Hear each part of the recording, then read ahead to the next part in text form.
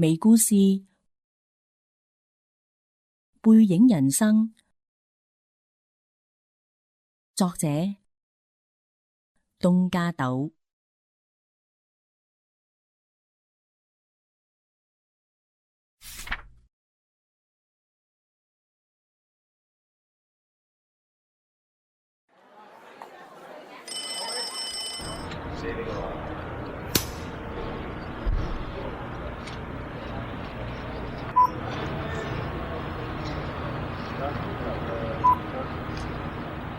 楊元，佢嘅背影十分迷人，就好似一件藝術品，令人讚嘆，優美而流暢，從頸部一直延伸到臀部，形成咗完美嘅曲線。佢嘅皮膚白色而柔嫩，好似陽光下嘅雪花，顯得完美無瑕。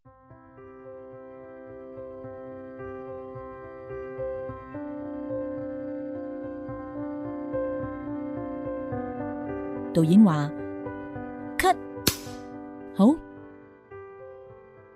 楊元係有經理人嘅，但經理人係有分等級。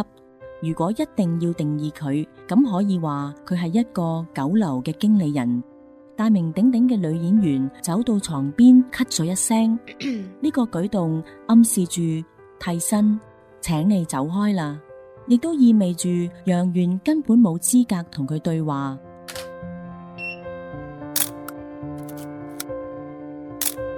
起初，楊元嘅朋友知道佢當廣告嘅模特兒曾經對佢另眼相看。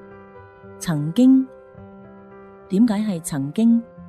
因為根本冇人睇到佢。楊元所講嘅都係肌膚廣告、沐浴露廣告、泳裝廣告等，嗰啲只係佢嘅背脊。